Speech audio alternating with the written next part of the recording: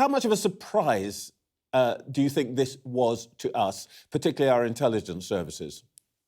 Well, I think it was a surprise to everyone, Trevor. It probably came as a surprise to Tahrir al-Sham, the group you're calling HTS, which have been the main rebel group involved in this march on Damascus. I don't think they expected to go so far so fast. I think we're all surprised at how the regime forces have just completely collapsed, even those most loyal to the regime and closest to the regime. So yes, it is a surprise. It's not a failure of intelligence. It's a surprise to everyone. Do you think that, what does it tell us about, we've just been discussing the Russians and also the Turks. Do you detect the hand of Turkey in this? Well, Turkey certainly has a close interest in this. The Tahrir al-Sham isn't the group that was closest to the Turks in terms of cooperation and training and supply, but Turkey has a very close interest. I think things have moved in a very favorable direction for Turkey, and I think they will be the most interesting and influential country in the region now as the various opposition groups come together to try to have a consensus about how a new regime comes into play. It's encouraging, I think, that the outgoing Prime Minister has stayed behind to have some form of orderly transition of power. The rebel forces themselves do not seem to be seeking vengeance on any groups, although, of course, there will be some accounting for the terrible brutality of the Assad regime and the torture and murder of so many opposition figures. And there's bound to be some settling of scores at some point. I want to come back to ask you about the Russians in a second, but let's just stick with HTS for the moment. Phil Collins was saying here that, of course, we could, we are always optimistic about these things, but sometimes it turns out we've exchanged bad for worse. What's your estimate? I mean, from what we know of HTS, do you believe the sort of transition from being an al-Qaeda affiliate into being what some people are calling a genuine liberation movement? Well, I think Phil is right to be cautious about this, but when I was chief of MI6 10, 12 years ago, we looked at all these Syrian opposition groups and classified them into those that we could support and those who were beyond the pale and too close to al-Qaeda. And Tahrir al-Sham was definitely in the latter category. But I think Abu Muhammad al-Jawlani, the leader, has made great efforts over the last 10 years to distance himself from those terrorist groups. And certainly the actions we've seen of Tahrir al-Sham over the last 2 weeks has been those of a liberation movement, not of a terrorist organization. And so I think the Home Secretary will be asking the MI5 and the Joint Terrorism Assessment Center for a review of the situation about Tahrir al-Sham and whether it should remain on the prescribed entity list. It would be rather ridiculous, actually, if we're unable to engage with the new leadership in Syria because of a prescription dating back 12 years. So you would, had you still been in office, you would be advising, reach out? Absolutely. There's a new reality in Syria now. We've seen the collapse of a brutal, terrible organization, regime that's been in power for over 50 years in Syria. I was living in Syria back in the 1980s and saw the regime oppression with my own eyes in places like Hama. And now the regime, which represented only a 15% minority sect within Syria, has gone. There will be a sense of celebration, euphoria, but a real hard task lies ahead now to try to pull the country together. And it doesn't have any tradition of democracy. These are armed groups that have come together. So it's not as if they're political groups, political units. But I think the Turks, as I say, will play a crucial role in trying to bring these various groupings together to form a single coherent new regime. You sound very optimistic. I mean, can I just say the words Afghanistan, Iraq, and I guess Libya? Why would this be different?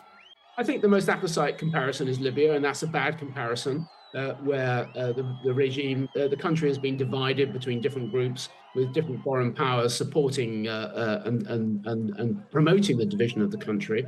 Actually, it's very hard to people to understand how far Iraq has developed. Actually, Baghdad is a remarkable place these days for visitors who go there. It is the one country of the three that has recovered best from the collapse of the brutal regime before. Of course, Afghanistan has gone back to the brutality because of the rather inept withdrawal of the of US forces back in 2021. So why is this better? I think it's because, first of all, the majority of Syrians are Sunni, and they've been repressed for a very long time. I think there's a good opportunity for them to come together and have a new government, a new constitution, a new dispensation there.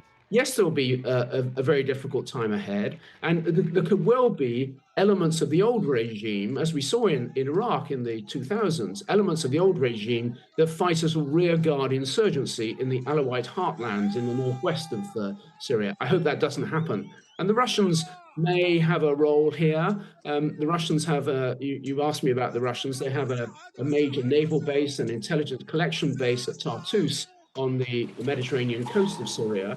They will want to hold on to those facilities that they have there, which means they have to come to terms with the new group, new powers in Syria. But of course, they've been instrumental in keeping the repressive Assad regime in power.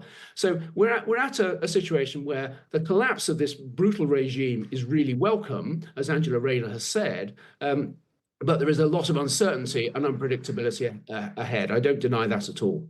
The whole of this region, of course, is notorious for, if you like, external interference and involvement.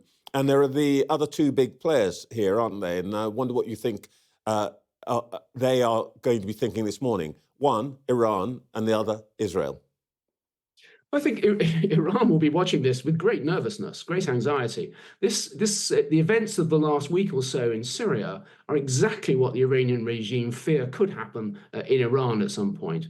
I think they are more sophisticated in Iran. They've got some institutions of their regime, but it is still a minority regime with limited consent from the Iranian people, as we've seen at numerous times over the last 30 years when there have been opposition protests and unrest against the regime.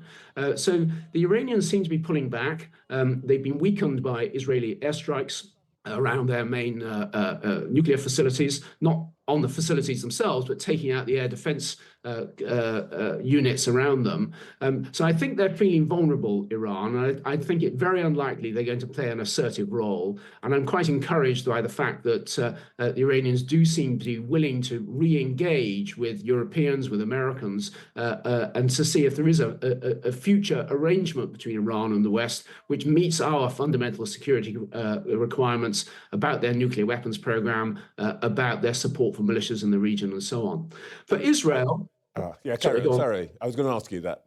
Yeah, well, for Israel, they're watching this carefully. After the 1973 war, when Israel occupied the Golan Heights, part of Syrian territory, that's actually been quite quiet. One of the good things for Israel in the last 50 years is that they haven't had problems on their border with Syria.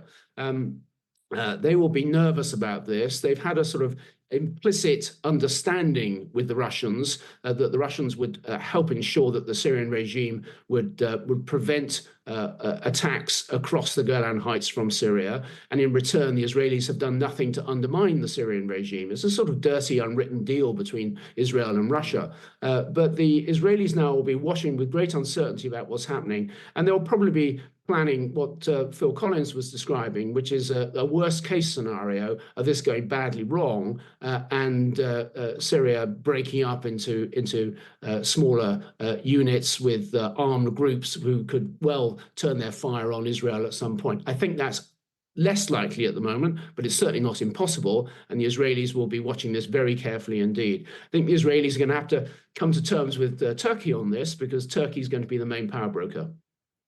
John Sawers, thank you very much as always. Incredible clarity. Thank you, Trevor.